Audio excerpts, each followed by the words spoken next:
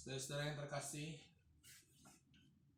COVID-19 masih menjadi realitas yang menjadi pandemi global yang masih harus kita hadapi bersama-sama.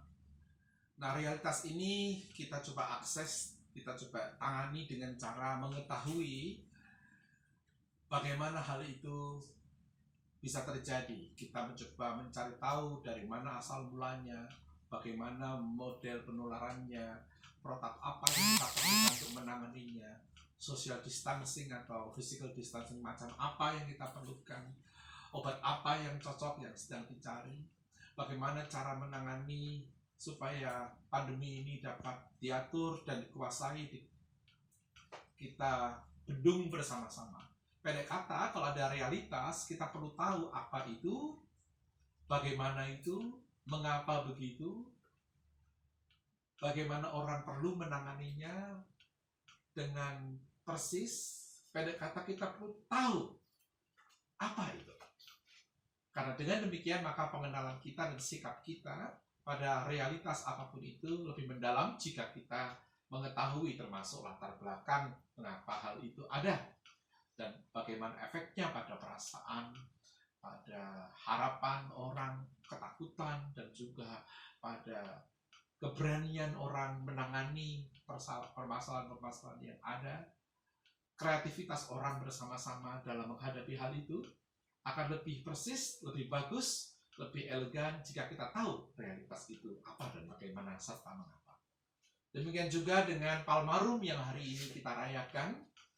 Majelis GKI Pondok Indah meminta saya memberikan background dari sudut perjanjian lama, dan lalu mungkin saya tambahkan dalam kekristenan abad pertama, apa toh yang terjadi pada peristiwa Palmarum itu. Data-data apa, kata-kata kunci apa, peristiwa historis apa, tempat-tempat apa yang kita perlukan untuk kita dalami. Sehingga kisah Palmarum ini, Yesus masuk ke Yerusalem, bukan sekedar menjadi peristiwa yang begitu saja atau katakanlah liturgi yang kita ikuti dengan palem, dengan berbagai macam teriakan Hosana, tapi kita mengetahui konteks sosial politik historisnya bagaimana hal itu terjadi dulu. Saudara-saudara yang terkasih, Matius 21 ini sebetulnya menarik sekali karena menurut para ahli ada dua arak-arakan. Yesus masuk dari Betfage, Betania, masuk ke Yerusalem, diduga dari sebelah timur, mengendarai keledai domba yang muda, sesuai dengan nubuatan Zakaria. Menurut para ahli, sebetulnya dari sebelah barat masuk juga rombongan yang lain. Nah, ini data ini ada di dalam dunia penelitian perspektif tafsir perjanjian baru, yakni rombongan Pontius Pilatus. Dia adalah gubernur waktu itu atas daerah Judea, Galilea. Dia posnya itu di Kaisaria Maritima, jadi Kaisaria by the Sea. Itu adalah garnisonnya di sana. Nah, setiap kali ada hari-hari perayaan Yahudi, maka dia bersama legionnya akan datang ke Yerusalem. Karena di Yerusalem ada Bait Allah, itu pusat dinamika sosial politis religius Yahudi. Bukan dalam rangka untuk mengikuti festival itu, tetapi dalam rangka menjaga keamanan. Jadi setiap kali ada festival Yahudi, Jewish Festival, Hari Raya Yahudi, maka Pontius Pilatus bersama garnisonnya akan datang dari Kaisaria by the Sea, Maritima, menuju ke Yerusalem, dan dia akan tinggal di Benteng Antonia atau di Istana Herodes untuk menjaga stabilitas keamanan. Saudara-saudara, para ahli seperti Borg dan Crossan mengatakan sangat mungkin waktu itu ada dua rombongan masuk. Yesus dari sebelah timur dan Pontius Pilatus dari sebelah barat, dengan perbedaan style sekaligus dengan perbedaan harapan serta bahkan dengan perbedaan teologinya. Kalau kita lihat Pontius Pilatus, data-data mengatakan ia masuk ke Yerusalem bersama legion, jadi pasti ada suara drum, ada prajurit berbaris, kuda-kuda yang gagah, masuk membawa kemegahan tapi juga ketakutan di hati orang-orang Yahudi. Itu terjadi setiap kali. Jadi bukan hanya karena tahun ini, ya memang begitu. Dia akan datang untuk mengontrol situasi, rombongan yang kuat secara militer. Dan Yesus datang dari sebelah timur, dia datang dari Betania Betfage, dan dengan sengaja ia memenuhi nubuatan Zakaria pasal 99, ia mengendarai keledai. Nah, ada banyak kemungkinan di sini. Ada teks yang mengatakan teks Yunani itu polos. Polos itu bisa juga kuda muda, tetapi referensi ke Zakaria 9 memang digunakan kata kamor yang adalah keledai, bahkan diulang air keledai jantan, dikatakan juga ben atau not, anak dari keledai betina kalau Zakaria dipakai. Nah, jadi Yesus dengan sengaja memakai sesuatu kendaraan yang berbeda dengan milik Pontius Pilatus. Tetapi bukan hanya dalam rangka kontras dengan Pontius Pilatus, menurut saya itu lebih disebabkan ia ingin memenuhi harapan nubuatan dalam Zakaria 9. Lihat rajamu datang, ia mengendarai keledai beban yang muda, ia adil, ia pendamai, ia lemah lembut dan jaya. Jadi ada gagasan mesianik, saudara. Kedua rombongan ini masuk ke kota Yerusalem. Yerusalem itu kota yang sangat penting, saudara. Dia kota yang pusat dari kehidupan sosial religius umat. Dan di situ kalau kita bicara soal Yerusalem, background-nya, mengapa kota ini penting, mengapa Yesus perlu datang ke sana, dan kenapa juga Pontius Pilatus datang ke sana dalam rangka mau merayakan Paskah itu. Yerusalem ini kota yang ada di hati umat sebagai kota yang penuh keindahan tapi juga kesedihan. Yerusalem adalah tempat di mana kerajaan Daud membangun kerajaan itu dengan berbagai macam hal yang baik, tetapi tanpa bait Allah. Kita tahu Salomo lah yang bangunnya. Dan kita tahu kemudian bait Allah Salomo begitu bagus, megah, namun pada tahun 587 dihancurkan oleh Nebukadnezar, sehingga bait Allah itu hancur, Yerusalem hancur, umat terbuang ke Babilonia. Ya sekitar 48 sampai 50 tahun kemudian mereka pulang pelan-pelan, diizinkan oleh raja waktu itu untuk membangun kembali bait suci. Tetapi ketika mereka kembali membangun bait suci beberapa puluh tahun kemudian setelah 538 itu, ketika mereka boleh pulang, bait sucinya kecil saja, tidak seindah zaman Salomo.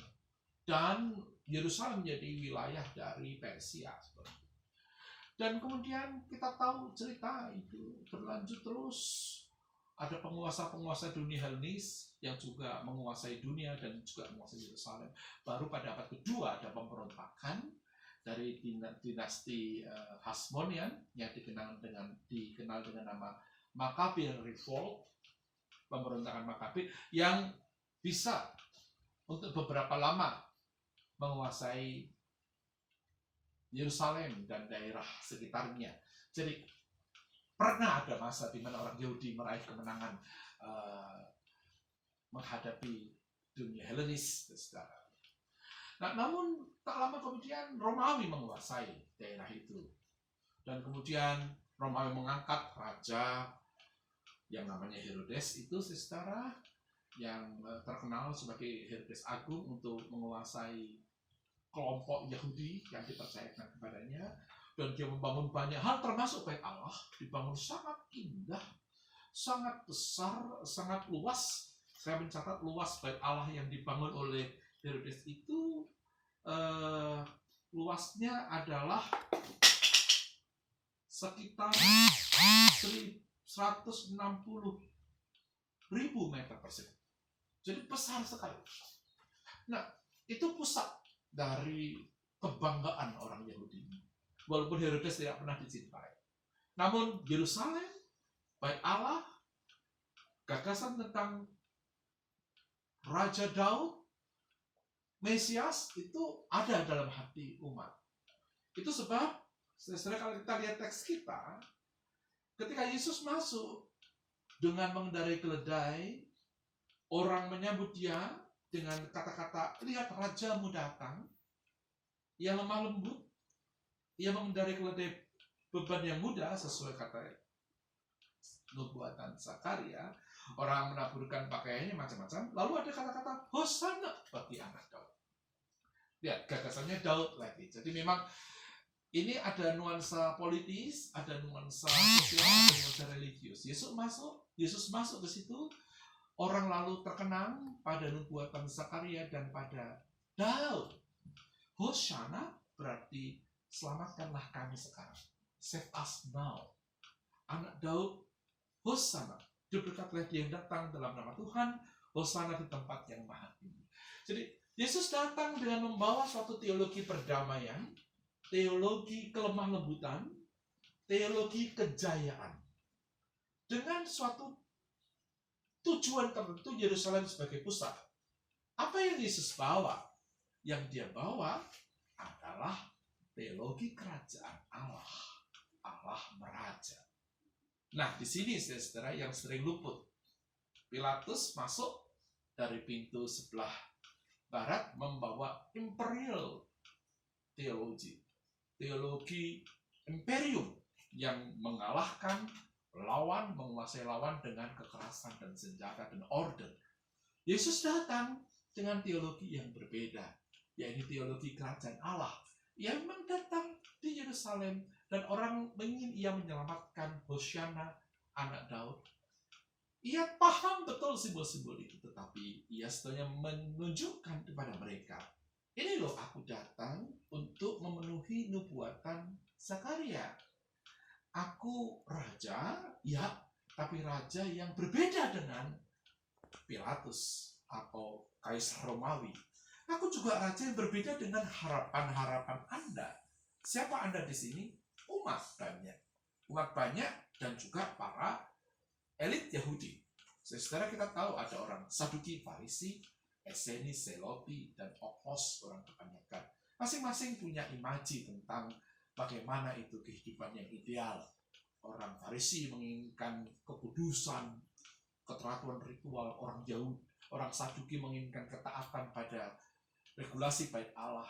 Orang Eseni ingin hidup menjaga kesucian lepas dari para penguasa religius di Yerusalem yang dianggapnya jahat dan korup. Orang Selok yang sangat militan ingin mengalahkan Romawi dengan senjata dan membangun kembali dinasti Daud. Yesus ada dalam ketegangan ini. Oleh karena itu, ia datang, ia menggunakan simbol Zakaria, teks-teks Zakaria, dengan sengaja, keledai, yang menungganginya, dan yang menyambutnya adalah rakyat penuh cinta dan penuh harapan. Bahwa kemudian kita lihat orang-orang ini di hari Jumat, barangkali termasuk orang yang berkata salibkan dia. Nah, kesalahannya adalah pada interpretasi.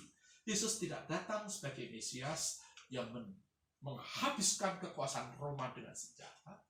Dia datang dengan teologi kerajaan Allah. Dia ingin Allah meraja dalam hidup manusia untuk menciptakan keadilan, menciptakan kelembutan, dan perdamaian. Itu sebab ia dengan sengaja memilih naik apa? Ya, dengan sengaja memilih bagaimana ia hadir di Yerusalem, kota yang sangat penting itu. Ia hadir bukan dengan senjata, ia hadir bukan dengan order yang menakutkan, ia hadir dengan menawarkan kebahagiaan karena nubuatan dipenuhi. Ia hadir membawa Allah yang beraja, bukan pada kingdom, tapi kingship, nilai-nilai kemerajaan Allah. Apa itu? Kelembutan, keadilan, dan perdamaian. Jika kita mengikuti teks Matius yang merujuk kepada Zakaria. Ada dua jenis rombongan. Mana yang kita pilih? Rombongan Pilatus yang ingin menguasai, menebarkan kedisiplinan tapi juga ketakutan, atau rombongan Yesus yang bisa disalahpahami, tapi datang penuh keadilan, penuh perdamaian dan kelembutan, disambut dengan spontan penuh cinta dari masyarakatnya. Saudara-saudara, kita tentu akan ikuti rombongan Yesus di tengah-tengah suasana pandemi ini.